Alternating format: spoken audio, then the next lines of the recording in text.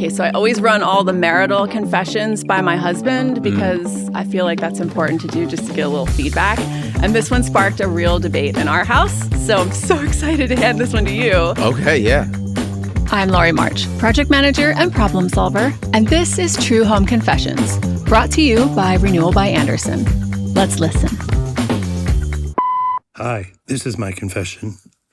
My wife and I have been together for several years, and lately she's really gotten into candles, plug-ins, and like these specific blends of essential oils. It's obvious it makes her happy. She claims that a clean-smelling house is really important to her. She even adds this stuff to our laundry to make it smell strongly.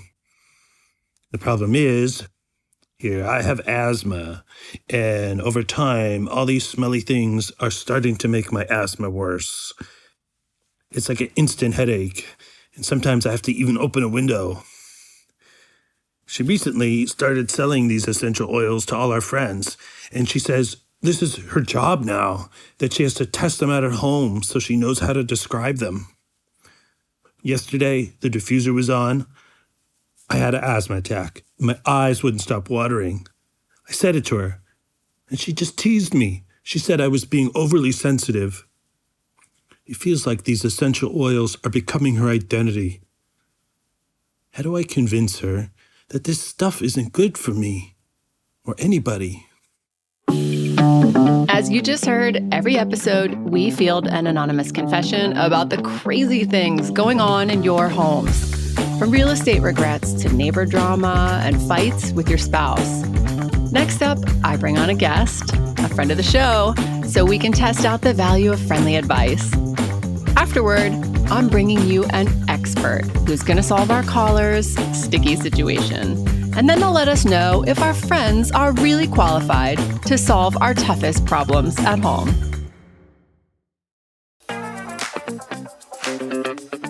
Friend of the show this week is comedian, actor, and writer Carl Foreman Jr. What's up? What's up? How you doing, Laurie? I'm good. Good. Did you hear that? I heard that. And my first question is for the gentleman who called in, I guess, is ask yourself, honestly, do you think your wife is trying to kill you? Because I think that's on the table.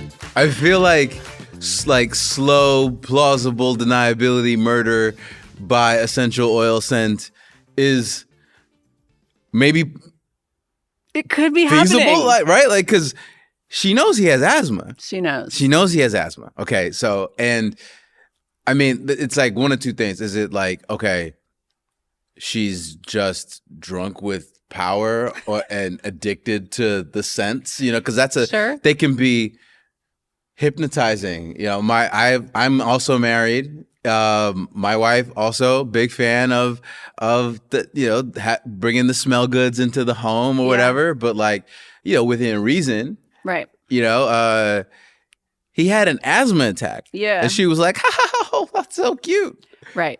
She's trying to kill you, bro. You may want to leave. You may want to just do more than open a window. Yeah, you may want to find an Airbnb and call her bluff a little bit. I don't know. This is what I'm saying. A little bit. I'm just. Do you think he needs to check and see if there's an insurance policy on him? I mean, listen, we've all watched enough Dateline. Right. We understand. It's. And so I'm curious what she used to do. Yeah. Before she decided, I'm slanging these oils, I'm slanging these diffusers, and what does he do? How necessary is this income? So I have more questions than answers, really. Yeah. That's a good point. I mean, building a new empire is important, but is it more important than your husband's health?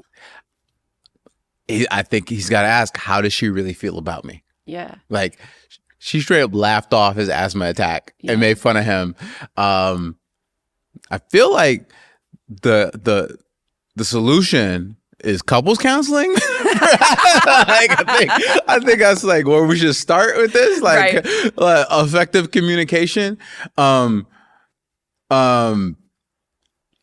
Because it's why. I mean, look, I don't know if he could maybe approach and be like, "Hey, could you just tone it down a little bit?" Sure. is he smelly? Is he a funky person? And she's like, just doesn't have the heart to break it to him. That like, bro, you smell like 10-day-old cabbage water. And you like, does he refuse to shower? Yeah. That's all. Again, all this is on the table. But then you go, well, I don't know. I mean, that's a whole new thought. That is there, a whole, right? I mean, like maybe he stinks so bad, and she's calling it house cleaning, trying to keep the house smelling good. Also, but that's a bad way to solve that problem, right? Like it'd be like, I don't know if it's like, hey, why don't you try this new body wash? Why don't you try this new deodorant? It's natural. It's aluminum free. I don't know. Like, look at you, aluminum free. Hey, man. Smart. You know, we live in LA. Yeah, we do. One thing he said too was that the wife wants a clean smelling house. Yeah. But does clean have a smell? I think there are smells we associate with clean, right? And smells that we certainly don't associate with clean. I guess my other question is like, why is that not achievable through other means? Like cleaning? Like cleaning. Yeah. Right? Or like, how about like a nice, like, also maybe suggest a scent, go, I don't know if like going shopping with, or essential oil shopping or candle shopping is like the move for him, considering his, right. Allergies. But I don't know, man. Just like, I don't know, plug your nose, breathe through your mouth. I don't know. Like, what can he do? Spend your life breathing through your mouth. Just like developing halitosis. You basically just created a mouth breather. I did. Or she did. They did. We encouraged it. I don't know, man. Like, just because there are less potent scents, right? I know that like what do you guys have at your house? Like, what's the sniff? Okay, right now I think we're on like a cedarwood vibe, mainly candles. Okay. But there is a diffuser as well. Okay. You're really the man for this question. I am. Like I'm an analogous husband. In the sense, like there was a diffuser that was giving everybody a headache. Get out. There was one that was like, okay, so what happened? So it coincided with our in-laws visiting, and my father-in-law is very sensitive to the like smells. Yeah. And was like, he was like, what's going on? And so it was easier coming from him. Yeah. It was easier coming from dad than from husband. Sure. So I was like, cool, I'm not the bad guy. But what was the sniff that was in there that was causing? Was it sandalwood then too? No, I forget what it was, but I think it was just the diffuser was turned up too high. Yeah. Like it was just too high. It was too strong. No, there was like a different one though. There was one that we like stopped using because it was too intense, and it was like giving the kids colds. Oh my God. And like everyone was sneezing except my wife. But wait, that's serious. So that's real. But there was like a day or two, you know what I mean? I was like, okay, I think this is not working for us. Yeah. Is the essential oil game even a viable career? That's also a deep question. I feel like there's a lot of people potentially listening who are going to have thoughts on that. I'm going to go ahead and say that some big corporations kind of got the game on lock, and you probably want to, I don't know, like how far is the Etsy shop going to take you? I think it's like a multi-level marketing thing, right? It could be. You get in there with your blends, and then your friends, yeah, they order from you, and then their blends. I'm kind of wondering what her blends are. Like, what do you think scent she's mixing together to make this concoction? I feel like everybody likes eucalyptus. That always smells like you're going to the spa. That's a good one. And then the kitchen, I think, personally, I feel like the only thing that makes sense in the kitchen is citrus. Lemon, citrus always works in the kitchen. I think you can't generally in living spaces, sleeping spaces. I think a good lavender is. Oh my God, I die! Safe bet. I hate lavender. Really? Hate it. Carl, elaborate. I hate it. Well, it's people do like pillow spray out of that crap. And I'm very sensitive to fragrance, so our house is almost none. Mm-hmm. But like lavender pillow sniff, people squirt that stuff, and I just can't. Is it the oversaturation of lavender?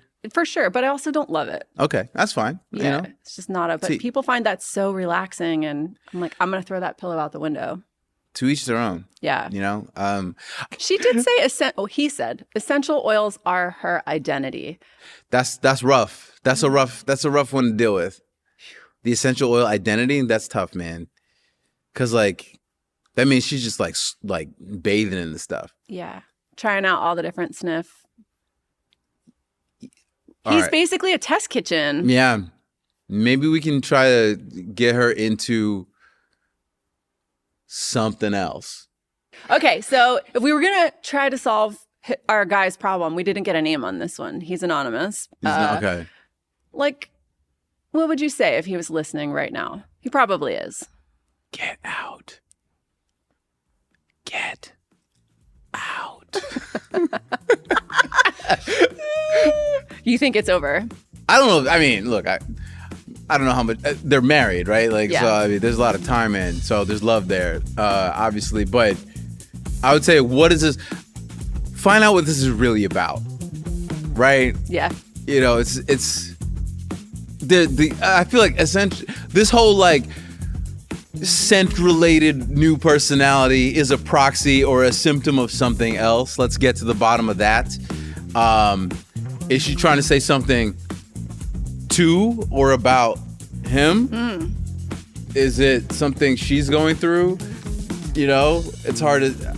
We need more data. We need more data. We need more information. Call back. Please call back. We'd love a part 2 on this. I love it. I'll come back just for this. I'm invested. I love it. Carl Foreman Jr.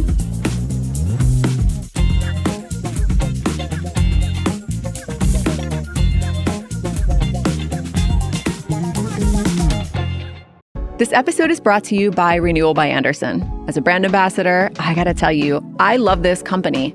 The people who work here are genuinely wonderful. I get it. Buying windows and doors is not the most exciting home improvement project.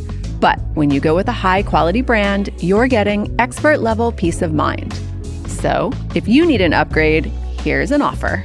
Buy one window or door and get 40% off. Plus an additional $200 off your entire purchase when you buy 4 or more. Special financing is available. Are you in? Give Renewal by Andersen a call at 844-290-2458 and tell them I sent you.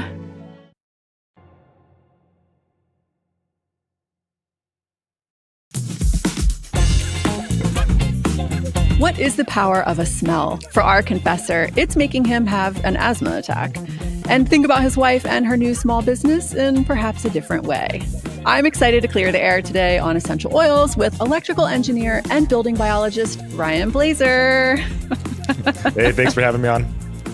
Okay, so in addition to being a licensed contractor, this list, I'm so impressed. Field engineer for the Department of Environmental Quality, electrical engineer for the Department of Energy, and you have spent years focusing on things like electromagnetic radiation, building biology, acoustics, and air quality. This is a substantial list, my friend. Yeah, I think, I've always just kind of been fascinated with the outside world around us and how it interacts with our body and how our body reacts in these different environments. I think it plays such a pivotal role on how we feel and our overall wellness. And it's just always been fascinating to me. I've loved it. Yeah. I mean, obviously, otherwise you wouldn't be so invested. That is quite a list. It's kind of a big Venn diagram too. I feel like these things sort of interact with each other, the energy, the electrical engineering, environmental, acoustics. Can you tell me a little bit how you've hopped from the various circles in this Venn diagram of your career? Yeah, in my 20s, I had a company. I've always loved entertainment and music and sound. And I had a company where we were designing and building the environmental control systems for nightclubs and recording studios and high-end churches and restaurants in Scottsdale, Arizona. And I had a great time doing that, stimulating people with sound, lights, acoustics, video. But towards the end of my 20s, I was in a home that had a bunch of black mold in it, and I got really sick. And so it kind of opened my eyes to the dark side of the environment. There's the side of the environment that's not so nice and friendly and stimulating. And because of that, I went back and got more training, studied building biology, which is the study of the built environment around us, worked at, like you said, the Department of Environmental Control Systems and Department of Energy, and just learn as much as I could. And then I wanted to start this company, realizing that there's a big gap and that there's not a lot of people out there looking out for our safety when it comes to home health. And that was a big, big blue ocean and open opportunity. And so that's why we started this company, to help people out. That's so cool. I get the vibe that you're kind of a functional medicine doctor for the home. Yeah, that's a pretty good way. That's a good way to put it. Yeah, I look at it like that. Yeah. Okay. So, we have a job to do here. Carl says, ask yourself, do you think your wife is trying to kill you? Is she straight up laughing off your asthma attack? Maybe look for that insurance policy. And he suggested couples counseling. What are your thoughts on that? Definitely couples counseling. That's a go-to for all of us, I think. But I think that there's a lot to what he's saying and being worried. There are a lot of chemicals that are being put off in the air from these fragrances that can be harmful for the body. The endocrine disruptors, the phthalates, these fragrances are not good for the body. Really, our body needs fresh air. That's what our bodies are designed. We were designed to be outside, breathing fresh, natural air. It wasn't only until the last 100 years where we started to introduce all these synthetic products into our living spaces, and our bodies aren't really equipped to handle that. And we do see asthma increase. We do see autoimmune issues. We do see toxicity of the body going through the roof. And that is a upstream cause for a lot of these chronic illnesses that we're seeing, especially fatigue, brain fog, and just overall not feeling well. So we want to try to lower the toxic load of the body as much as we can. So really the last thing we want to do is pump a bunch of chemicals into the air just because we like the way that it smells. And you guys have touched a little bit about how clean doesn't have a smell. And I fully agree with that. Clean smell should be very neutral. If there's something in the air that you're smelling, it's something other than air. It's something in the air that we're smelling that we probably shouldn't be breathing in. It doesn't always mean it's bad, but clean should have a very neutral smell. Yeah. Ooh. All right. That hit me when you were talking about how if you're smelling something other than clean air, you're breathing in something, I don't think we all think about it like that. Yeah, he said clean smelling. Yes, is a clean smell not achievable through other means that might not induce an asthma attack? Absolutely. Yeah. The asthma attack is the lung getting irritated. The lungs and our breathing, the respiratory system doesn't like what we're breathing in. And there's a lot of things that can trigger asthma, but certainly chemicals and large amounts of particulates. And so some of these essential oil people will say, well, you know what? This stuff is pure. It's safe. Well, you can still overdo it. In fact, if you read the material safety data sheet for citrus, lemon essential oil, and orange essential oil, it says not to breathe it in, that it can be a lung irritant. And I've had a handful of clients that have had breathing issues, asthma issues, and we go into their house and they're what I consider overdoing the essential oils, where it's 24 hours a day. They have different oils for different times of the day. And if you want to feel better or you're sick or whatever it is, you want more energy or you want to be sleepy, we have an essential oil for that, and I think you can get a little bit out of control with that. I have friends that sell essential oils, and if they're over and my kid comes in and with a scrape or they broke his arm, we're not taking him to the hospital. We're going to put essential oil on it. They get crazy with this stuff. Like they think that it can solve everything, but it can't. And that's not what it's designed for. So I think we just need to be rational and realistic about this stuff. Yeah. Oh my God. Essential oils to solve a broken arm. Where do you apply that exactly? On the break? Everywhere. But Ryan, here at True Home Confessions, we are all about finding out if friendly advice is good advice. You heard Carl. Did he get it right? Are we taking this friendly advice? He did a pretty good job. Yeah, I like his advice. The only thing I'd really add is there is a difference between natural essential oil and chemical based. There is a time and a place for essential oil. We use it in our washing machine. We add a little bit in there. In our cleaning supplies, we use vinegar and distilled water and a little lemon essential oil to give it a smell, but we're not putting it out into the air. We're using it for cleaning and for topical. If the kids have a stuffy nose or something, sometimes we'll rub a little mentholatum on them or whatever, but we try to stay away from the chemicals. That's where we have an issue. And then overdoing the natural stuff. And just because it's natural doesn't necessarily mean that it's not harmful for us. And people get that confused a lot. Ryan, you're the CEO and a founder of a business called Test My Home, which offers a bunch of services, frankly, to help people who are looking to have a healthier indoor living space at their home. I think that's a pretty specific and kind of a newer field. Am I wrong? No, it's pretty new. It's been around for a while, and over in Europe, especially Germany, it's been around for a long time. Creating healthy living environments is the way that you're supposed to do things. But here in America, we want things fast and easy and cheap and convenient. And a lot of times health gets put to the side, unfortunately. I mean, you see that in all areas of our life, and building homes is no different. People are using synthetic building materials. They're building homes that are prone to mold. We're overusing electronics. We're bringing in a lot of chemicals. We have water that's dirty and has contaminants in it. And so it's really important that companies like ours get out there and educate people, and then ultimately find out if they have any of these issues in their home. But I feel like it's an area that is growing, and people are becoming more and more aware of it. You mentioned that you had a mold issue at some point in your life. I want to come back to that for a second. Was that the moment in your life when you decided to sort of change your trajectory and head toward all of this health?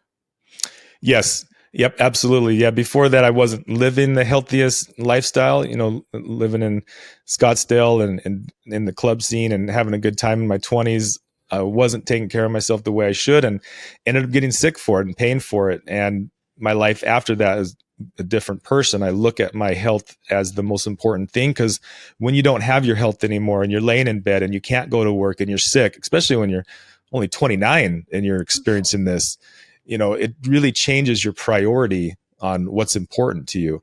And from then on, my health was my most important thing, because if you don't have your health, then not much else matters. You were talking about current building materials, if you're building right now or if you've built recently, and just how much more complicated our homes have gotten.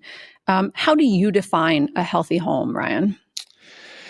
A healthy home is if you don't have anything in there that's causing toxicity or stress to the body, then I would say that's a healthy home. And that can be, we look at 6 main pillars for that. We look at air quality, we look at mold exposure, we look at chemical usage, we look at the water we're drinking and showering in, we're looking at the lighting, and we're looking at electronic exposure or EMF. And even another one, sound and vibration, which is kind of my background as well, I think is important, but it's not really a big one. But those first 6 are really the main things we look at. And as long as we don't have any toxins or stressors in those categories, then the body can thrive. The body can actually heal. And that our homes should be sanctuaries. They should be where we can come back, get out of the real world and de-stress and heal. For myself, I find it interesting that you included light in there, obviously natural light, but I am also super sensitive to like the wrong color of light, and color temperature really affects me. I feel super stressed out in blue light, aggressive blue light. And I just find that so interesting that that's on your list. Yeah, it's because it's not natural. And the eyes are so important for getting the cues from the environment around us, particularly light. It's not a coincidence that we sleep at night when the sun goes down and we're awake when the sun goes up. Is because we're getting those cues for producing melatonin, suppressing melatonin, when to be awake. It's from the light. And the light that comes in our eyes needs to mimic what the sun is, because ancestry, that's how we've evolved on this planet, is underneath the sun, the direct sunlight. And now we're in the buildings and we're blocking the natural sun, and we're replacing it with synthetic lighting that not only has excess blue light in it, but is also strobing. It has a flicker rate to it, also putting off EMF. And so there's several different reasons why the indoor lighting is bothering people. I feel like you have to build when you have these conversations with people, because maybe it's just me, but I do feel like there's a certain level of quack people out there in the healthy home field, and people who are misinformed and out there, sharing information, whether they know it's true or not. I'm curious, Ryan, how do you find factual information for things like essential oils, EMFs? Like, how do you find your facts so that you as a business can be operating as professionally as possible? This is a good question. And I think a lot of it comes from a lot of the things we're dealing with are invisible. The EMF is invisible. We can't really see it. Mold spores are invisible. The chemicals are invisible. We can smell some of them, but some of the chemicals we can't smell. Air quality, things in the dust. All these things are really invisible. And so it's hard to really quantify that without the right equipment. And so when I come in to do the testing, I rely on calibrated professional equipment that we can take measurements with, that we can see and show my clients the actual readings. But to back that up, there's a lot of scientific studies. So if I'm testing for mold and I find a specific mold, I want to make sure that's linked with a study that says, okay, this type of mold that you have is found to be harmful for your health, so that we can tie the scientific study with what we're reading and finding in your house with credited equipment, or sending it to a laboratory, third-party laboratory that can verify. And we tie those two together. And that's really why we base everything off of science, because we don't want to be in that woo-woo category. Although I'm all for that. I'll go there all day long. I believe in a lot of stuff that we can't quantify. But as far as what we do for our company, we keep it all 100% science-based. Do you feel like there's a lot of fear mongering and sort of people taking advantage of people's natural nervousness and stress levels about certain things in this industry? There is in every industry. And the reason is because we're hardwired for fear, to react from fear. It's because back in the day when saber-toothed tigers were lurking around, fear is what had to keep us alive. And so that was on the top of brain. And so that innate feeling is still inside of us. So if you want to get someone's attention, you use fear. That's why news and popular shows and things that go viral a lot of times are fear and scary based, because that's what works, unfortunately. So for people that are marketing or want to get attention, a lot of times they're using fear based. And so, and it's hard for us when we're trying to market, we're trying to teach and get education out there. We want to grab your attention, but we don't want to leave any fear inside of you. We want to come with solutions. And so, yes, this can be scary and this is important and we want to pay attention to it, but there's a solution.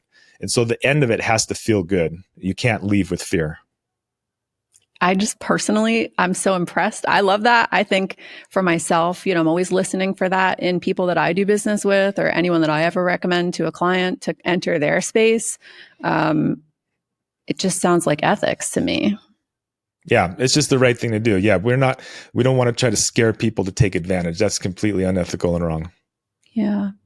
So I imagine with all of your experience, you have done a lot of work on making your own home as healthy as possible. And as a remodeler and a project manager, I can personally attest to things in my house not being perfect. I definitely have a honey-do list of stuff I'm supposed to be accomplishing that's not done. I won't say it's quite like the shoemaker's child has no shoes around my house, but there's definitely a list that my husband could rattle off. Crap that annoys him that I haven't solved yet. So I'm going to ask, Ryan, what is the most toxic thing in your home at the moment? Well, we still have a microwave in our house, and I'll tell you why.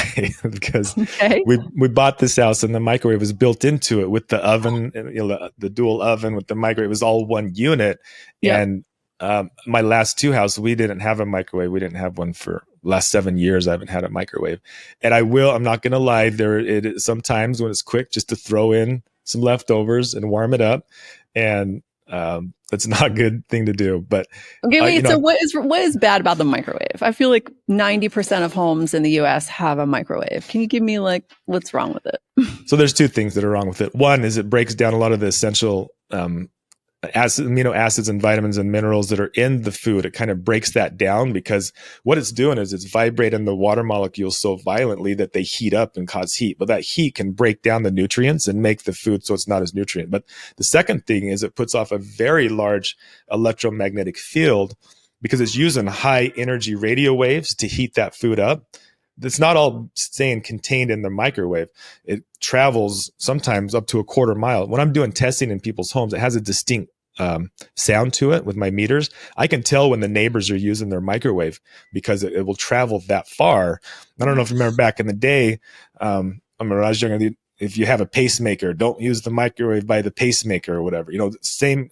Now they have shielding on the pacemaker, so it's not a worry. But back in the day, or maybe when we had the bunny ears on the TV, but someone would use the microwave, all of a sudden you'd start seeing all this fuzz.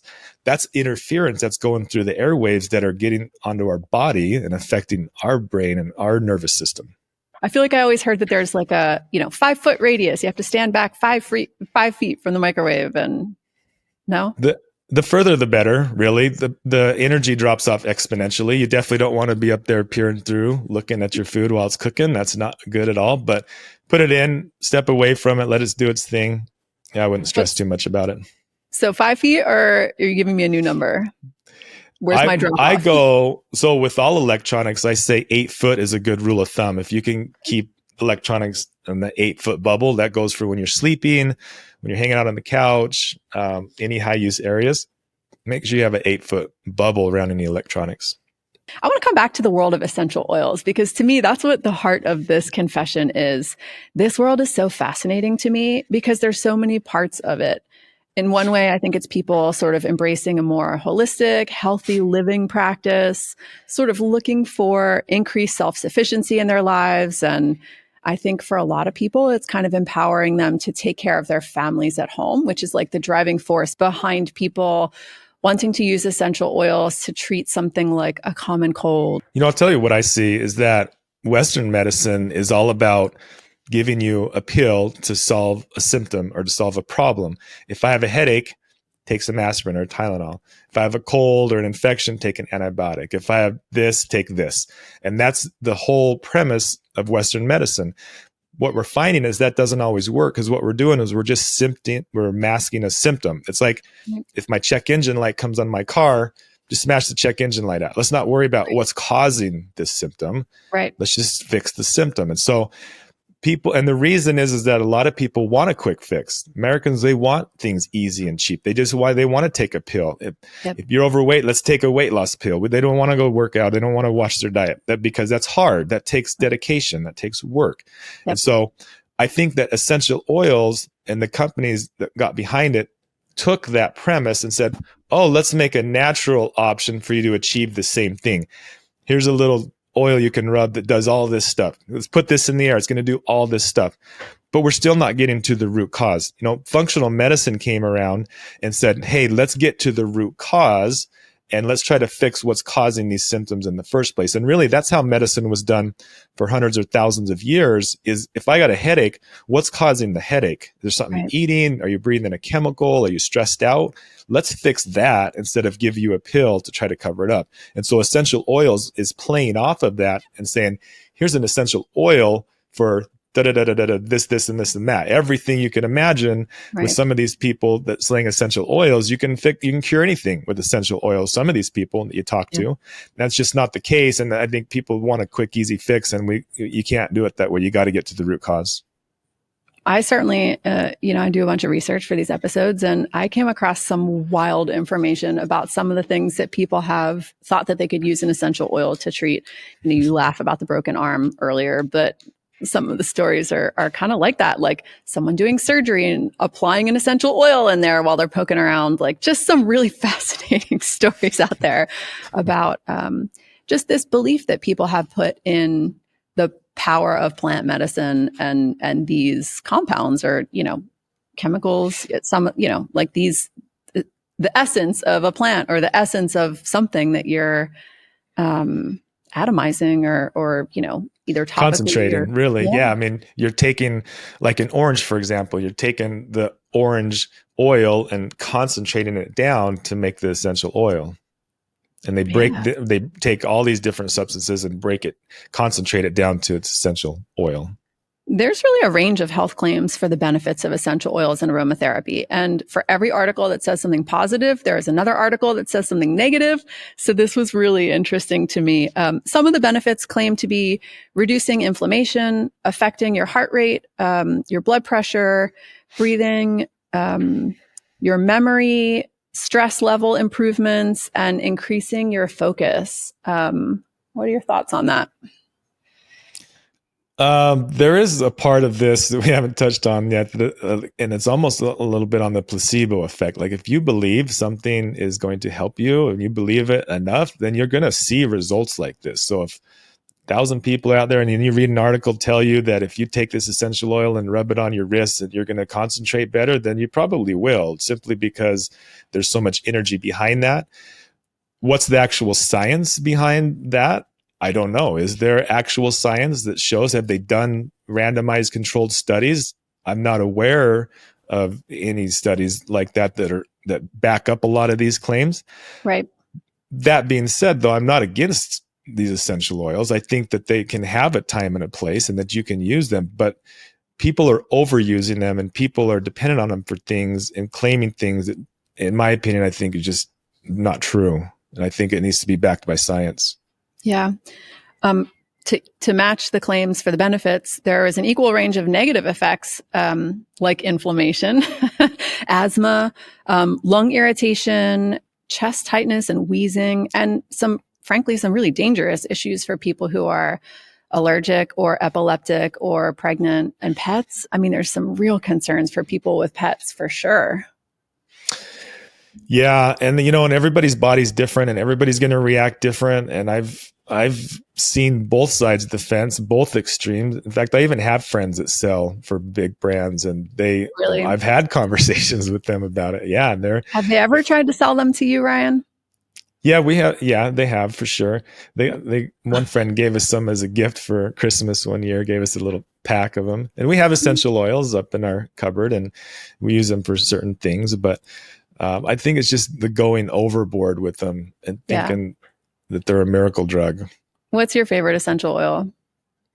Like you said, eucalyptus. I like that smell. Like put a little bit of that in the shower. I think it smells good. Yep. But we use lemon essential oil a lot, just because a lot of our cleaning supplies are real simple, like vinegar and water and baking soda. And so we'll put the lemon essential oil in there just to give it that clean. I think you had mentioned in the kitchen, nice to have a little lemon smell. Yeah, I would do the same thing. Yeah. For my brain, I don't know. I've tried some other smells, things that are supposed to be naturally derived, whatever. But for me, that like lemon verbena or lemon, like outside of that, there's some pretty gnarly vanillas that really can give you a headache. So I'm like, if there's something in my kitchen, it's citrus, and that's about it. Yeah. And the whole concept behind building biology is using nature as the gold standard. So if there's ever a question when it comes to holistic health and dealing with the home and the body, it's what did nature provide? What would nature want? Our lungs are developed and created to breathe fresh, natural air from outside. They weren't really designed to breathe concentrated orange peels, Right. And so I think that's where we get into trouble. And where if we ever have that question is going back to nature and using nature as the gold standard. Yeah, that really rings my bell. So the job of a diffuser is to take an oil and water and make this oil airborne in your home as a little particle, right? And so if you're diffusing an essential oil, does that mean that we are just breathing in? I'm just clarifying. We'll be breathing in tiny little particles of that essential oil and they will pass our nose and end up in our lungs. Right. And even sometimes get past the lungs into the blood, into the body as well. But yes, that's correct. I think one thing that I always like to think about is harm reduction. And I think that's an important concept for people who are trying to make a change in their life. And so for people who use essential oils, I think for them, many people are coming at it from a purity of ingredients and knowing what's in your ingredients of the things that you're using in your home standpoint. And potentially they are looking at diffusing essential oils as a way to harm reduce from using plugins or candles or something a little more toxic. Correct. Yeah. And because like the candles, they have the actual chemicals in them that's petroleum based that can be really harmful. And essential oils, there's different levels of essential oils. They can use harmful chemicals to extract the essence or whatever from the actual ingredient that they're trying to pull it from. And so that chemical itself can be harmful. There's ones that are a lot less chemical based that are more pure and more natural. And of course, those are going to be the better ones to use if you are going to use essential oils. So there is a spectrum, with Glade plugins being on one end, being highly dangerous and toxic, to maybe really pure essential oils on the other end, or even just having a bouquet of flowers in your house. A bouquet of flowers is essentially, we're smelling the essence off the flowers. It's just low level essential oil. Yeah, interesting. How do we determine what is too much scent? There, with the guy that called in, I think when you start having asthma attacks, then that's a pretty big red flag that you're overdoing it. When you start getting headaches, when you start getting respiratory issues, I don't know if there's like an exact thing or an amount we can put on that, but I would say listen to your body. And when your body starts pushing back with symptoms, then maybe make some changes. Yeah, I personally am chemically sensitive to fake fragrance and even just really strong natural fragrances too. Essential stuff still really bothers me. Like through COVID, I stayed in a hotel at one point when we had to get out of our house. And they had done a room spray, like some sort of chemical through the room.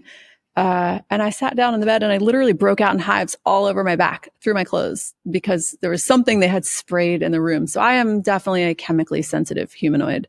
But I really struggle when I go to Airbnbs, hotels, places that are not mine, right? I'm not in control of that environment. Staying at a friend's house or going to an Airbnb, where I think housekeeping at an Airbnb really wants to turn that house over and make it smell good for the next person. And so there's just, there's just a ton of scent addition when you leave your home, in my opinion. Yeah, for sure. And sometimes you can message ahead with the Airbnb and say, hey, if you have any fragrances, could you put them in a Ziploc bag or take them out of the Airbnb? We actually have an Airbnb here in Boise, Idaho that we rent out that's all non-toxic, no chemicals, no fragrance, and it's become pretty popular because it's finding more and more people want that. Yeah. Another one I hate is the Ubers. You get in the Uber and there's like 4 or 5 of the trees hanging there, and it's like, oh my God. It kills me. I literally, when I was in New York one time, I almost made the guy pull over and let me out. I was struggling so bad on the way to the airport. And yeah. And I actually wonder why Uber has not and Lyft have not created an option where you can check, no additional fragrance in the car. Because they ask you stuff like, do you need help with your bags? And do you want a quiet car? I want a scent-free car. That's it. Yeah, that's a good point. I don't know why they are either. I'm surprising that that's not more on the radar, because you are starting to see that in schools and office building where they're asking, fragrance-free areas, don't wear so much cologne and perfume. And yeah, I think it's becoming more socially acceptable, But I mean, look where we came with cigarettes, 40, 50 years ago, you could smoke in restaurants and airplanes, and now that's not socially acceptable. I think fragrances are on the way, and maybe even down the road with cell phones. Put your phone on airplane mode when you come into my house or something. Who knows? All these things are toxins, and so we need to address them as such.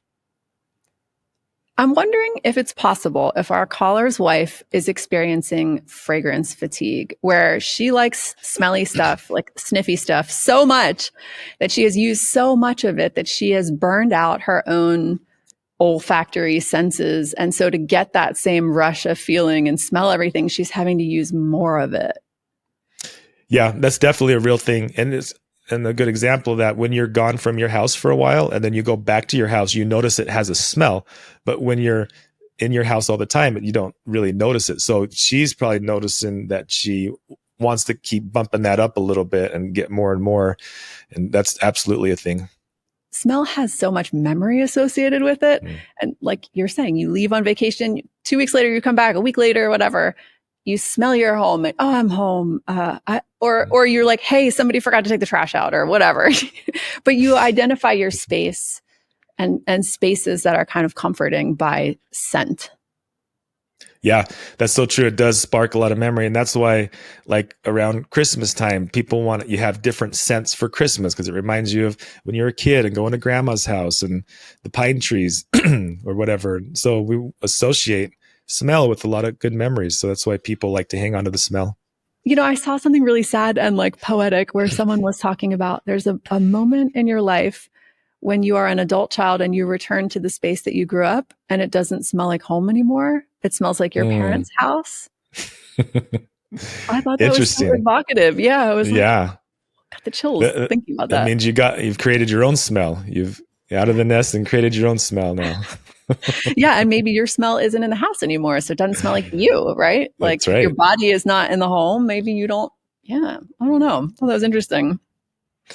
Yeah, and it's funny. We had a friend that we kind of hang out with out about. They hadn't came to our house before, and we invited them over for dinner, and they came over, and we had some of the windows open, aired out, and they walk up and like, "Oh, we knew it was your house because it smelled like you guys, kind of like that hippie smell." I'm like, "Hippie smell? What are you guys talking about?" Like, Funny. and I'm not sure exactly what she meant, but she's like, "Yeah, it smells like you guys. Like I could smell your house smells the same." And it's funny because we don't use any fragrances, so I'm not sure exactly what smell she's It's referring you. to. It's got to be you, yeah, Ryan. It's like us. you and your own little microbiome existing in the house. Like, Yeah. You're the sniff. Yep. Speaking of sniff, Carl Foreman Jr. said, "Is this man smelly? Is he a funky person? Maybe she doesn't have the heart to break it to him that he smells like 10-day-old cabbage water. Maybe. I mean, if it is, it's an easy fix. Throw him in the shower and wash his clothes, 100%. I thought it was really interesting that Carl mentioned in his own house that he had this exact same experience where his wife was diffusing essential oils and it had given the kids the sniffles. Everybody in the house had the sneezes and the sniffles except for her. Have you experienced that with your clients before? Like what's the spectrum of that you've ever walked into? Early on when I'd started my business, and she called me up because her and all of her family, she said, we just have a cold that we can't get rid of. We're having asthma attacks, stuffy nose, watery eyes. There's got to be, she thought it was mold. She's like, I know there's mold. These are the symptoms for mold. And I go over there and we did the full analysis on the house. I spent all day long doing the inspection and there was no mold anywhere. But what there was a diffuser in every single room with a spice rack next to it with every essential oil you could think of. She was a dealer for one of the big brands, and I pulled out my air quality meter and measured, and the air pollution levels was higher than downtown LA at its worst, or in the middle of fire season. Like it was in the millions of particles per square cubic feet, and she was literally choking her family, poisoning them from so much of these essential oils in the air. So she quit using it. All the symptoms went away. She got better, and she felt pretty bad about it. And we've talked about it, since then. And she actually did some posts about it to her followers and said, "Hey, you guys, let's not overdo this stuff." And, she learned from experience. And I think once she goes through something like that, then you understand the problem. But I have another handful of situations like that at different varying levels. I see it quite often. Yeah. It's interesting that Carl was excited that his father-in-law was the bad guy, right? Like, because it seems like it's hard to talk to people about scent and fragrance and why is this so personal? I think it's because it's their home. You're attacking their identity, they're linked to that. And it's something that's important to them. And they feel like they're doing something good for their family. Nobody wants to be the person that thinks they're doing something bad for their family. Of course not. Yeah, for sure. Yeah. And maybe people just don't want to hear that their signature scent makes you want to fall over and die. Exactly. Yes. Have you ever had to be the bad guy? Has somebody ever called you and you've done this and one spouse called you and the other, spouse comes home from work and you're standing there with the results from your testing or whatever. And you have to give the news to the other spouse?